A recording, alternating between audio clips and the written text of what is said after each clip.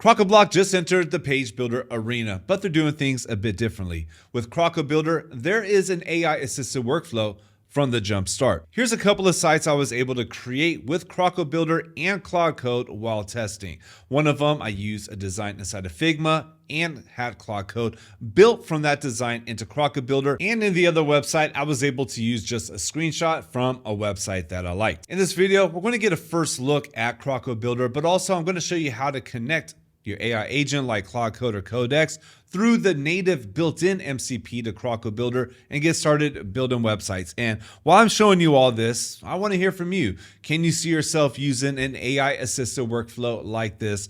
Let me know your thoughts inside of the comments. Let's start by getting it installed and set up. And you can see here on Crocoblock's website, still a few more days to get the launch discount. Also, if you do have the all-inclusive LTD plan, then it is already included. Now, I do have it. I bought it several years ago, so I have Crocobuilder right here inside of my account. Just go ahead and download it. And here I got a blank website. I want to connect everything to Claude Code and get everything set up. First though, let's go over to the themes because we do need to add our own theme. For this, what I did was I went old school and I just went and created a theme with underscore, which is basically a blank theme. Next, we got to go to the plugins to install Crocobuilder. So I'm just going to go add it and upload it and then install it. And once it's installed and activated, then we go in and put in our license. Now that I'm connected, let's go to Crocobuilder and see what we got. And then we start off with the settings. Now the settings are quite minimal right now. And you can see right here at the top, we have the AI and MCP. And this is what we are going to set up inside of the video. But really quick, let me show you what else we have back here.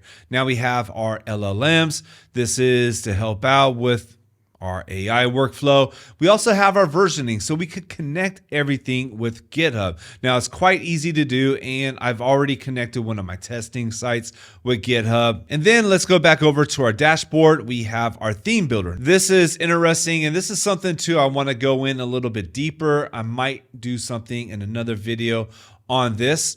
Let me go back though to our dashboard. We also have our fonts where we could go ahead and install our fonts and could upload them directly here.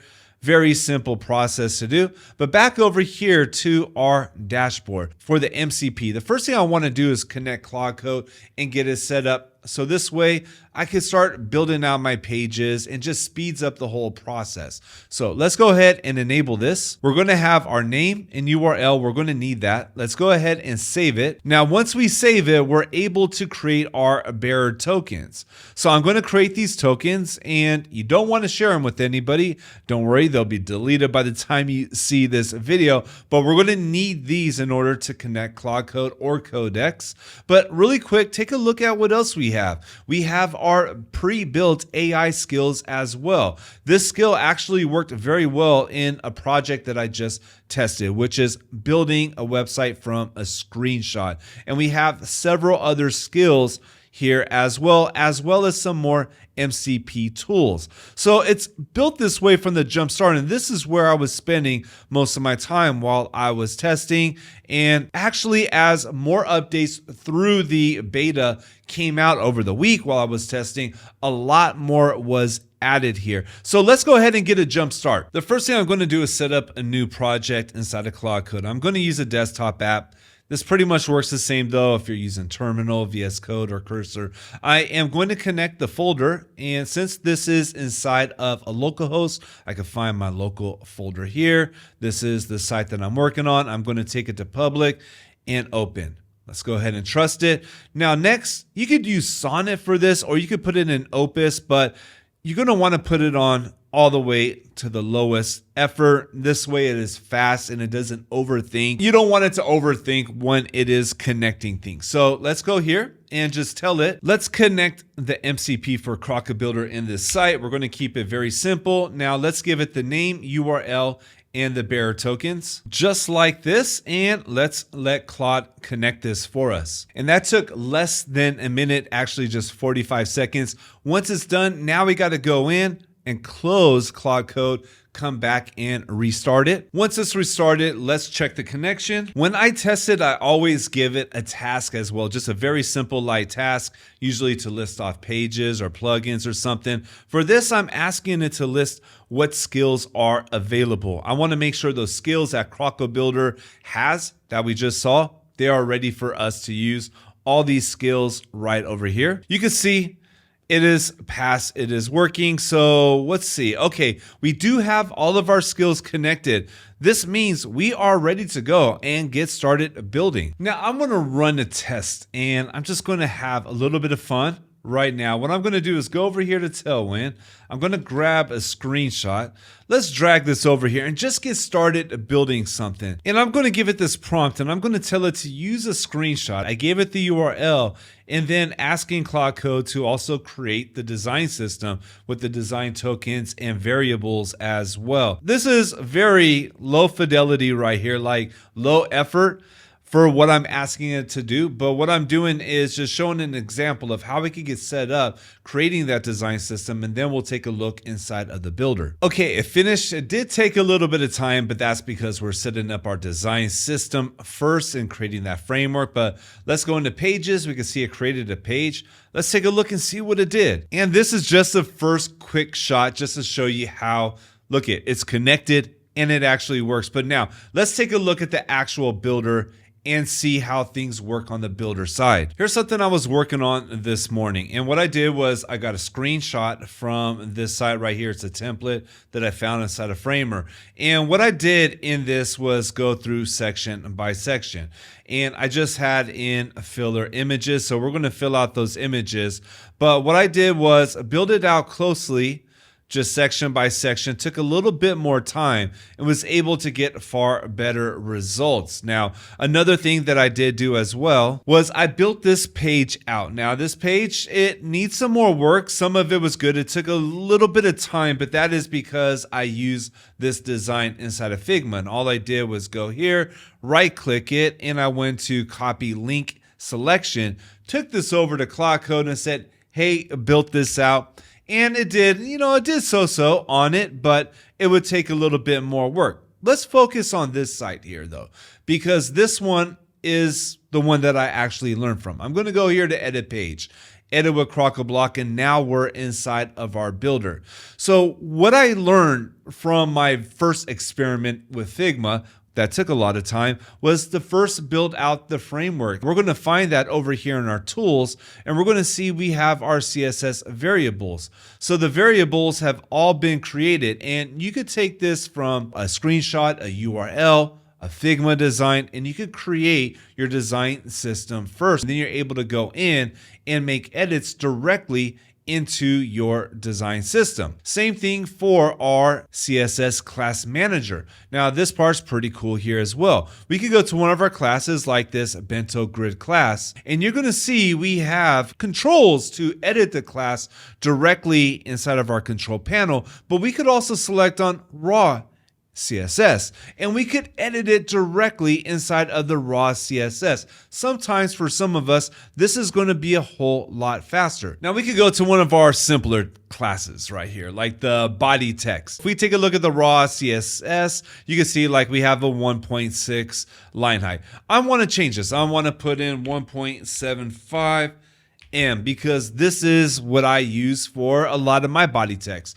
Go back to raw CSS, you can see we edited directly in here. But if I want to change this to maybe 1.5 we'll go to control, and you're going to see that everything flows between the controls and the raw CSS. This is pretty dope right here. I found this very useful. Now back over in the tools as well, we have the import and export design systems.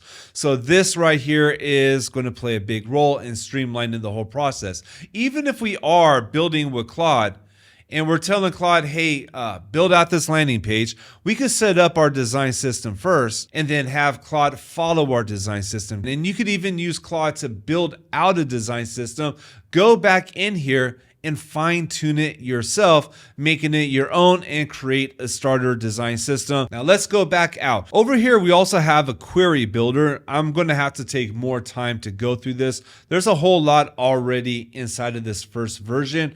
that I'm definitely going to need to go through, and also using Jet Engine, being that Crocoblock build Jet Engine. I definitely want to test it out because I have a feeling that is going to be awesome, but more on that will come out later. Let me know if you do want to see a video on Jet Engine included in this. I definitely want to test this out with Claude Code, but this is cool right here, the component builder. Now, I already created a component. In fact, I didn't create this. I asked Claude to create this component for me. The image changes whenever I click on one of the accordion items. And this is what we're going to see inside of the front end when I created this. This section down here, this is a component and it has changing images inside of it as well. A couple other things that are different from other page builders are going to be up here. So we have our option for dev. When we have it in dev, that's where we could click on the element, go directly into the element in style, and then we could set it all up.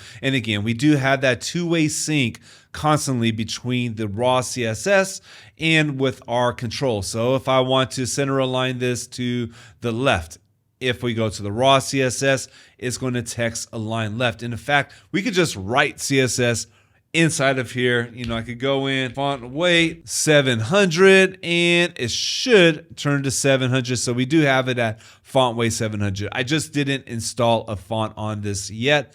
Let's go ahead and turn this back to center. So this is on dev, but then we also have the option to select on code. And we could go in, check out the HTML, the raw HTML, and we could edit directly inside of the raw HTML. Then we have the other option for AI. Now, we connected everything with the MCP, and that is a direction I personally go in.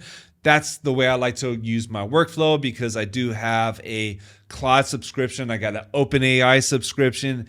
And when we use this AI assistant, it is going to be using the API, which means you kind of pay for what you use. You use a different payment method, basically. But this is going to be using the default built-in WordPress connectors. So when you go to open connectors, this is where we're going to set it up. So if you're going to be using like Anthropic for Claude, then you're going to go through this process of connecting it.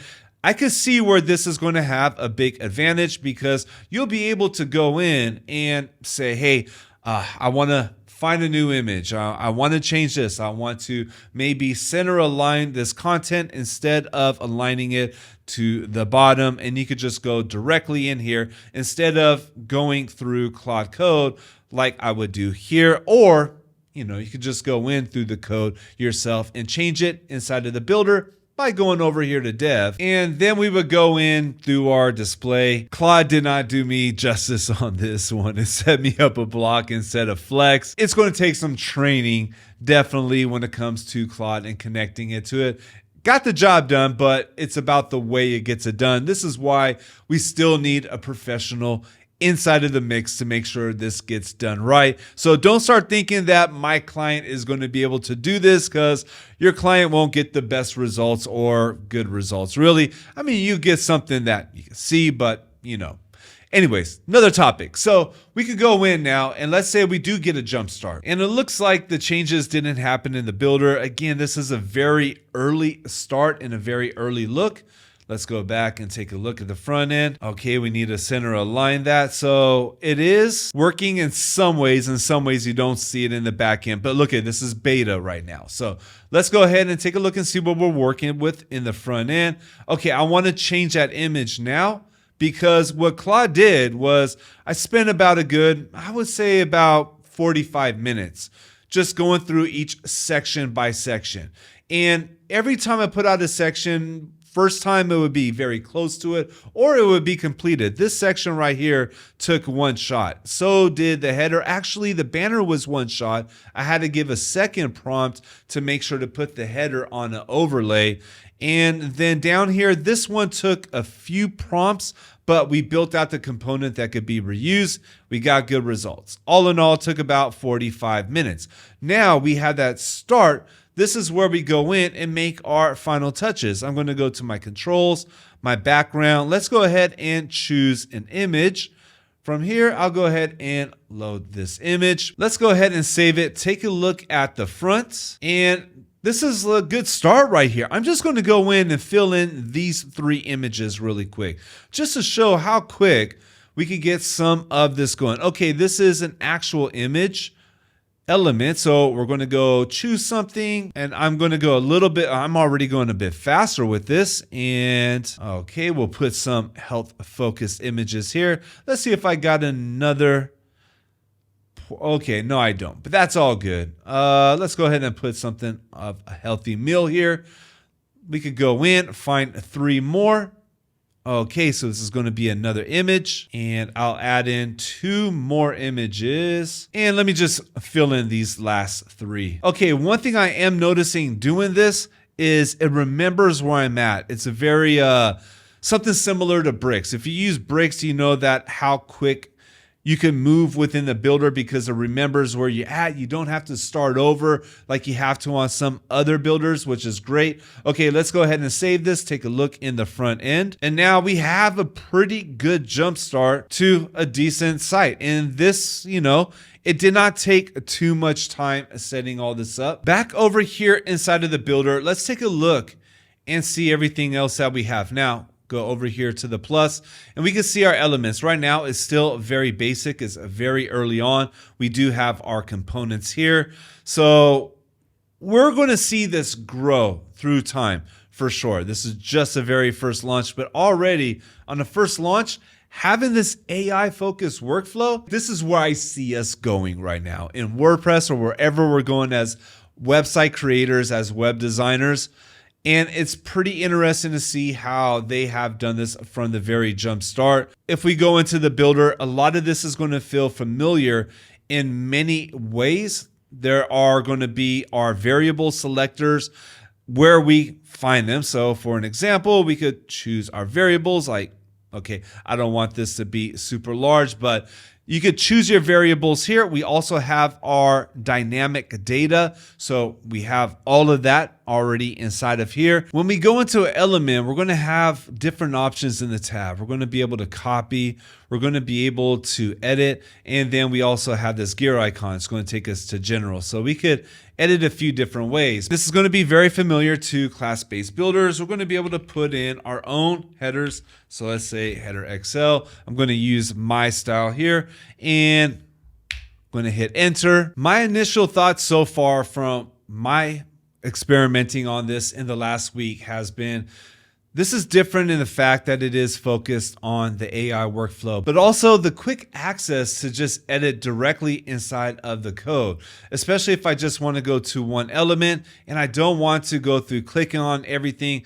Just being able to go into my raw CSS and set something up or see the style that's actually showing, this is very useful. So this is my first look. There's a lot more to explore here. I mean, we still have our display conditions. We also have our interactions.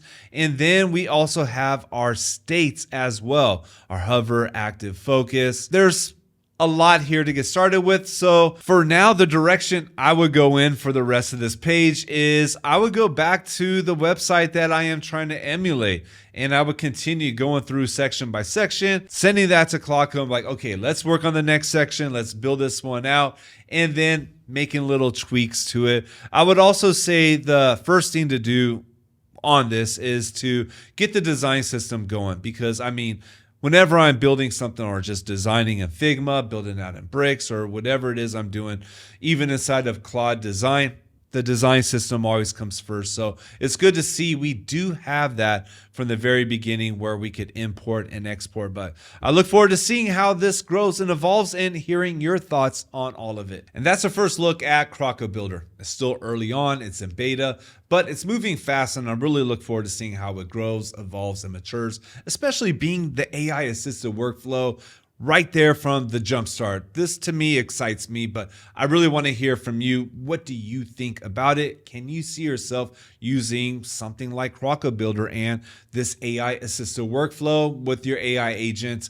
Let me know inside of the comments. And if you do want to give it a try, well, I have links to everything inside of the description. If you act quick, you can still get the discount as well. And before signing off, I want to give a big thanks to Crocoblock for being super cool about including Crocobuilder in the all-inclusive LTD plans for all of us who bought those plans way back. I'm really grateful for that. That was really cool. And also thanks for partnering on this video. Well, that's it for this video. Thank you for watching. I really appreciate you, and I look forward to seeing you inside of the next video.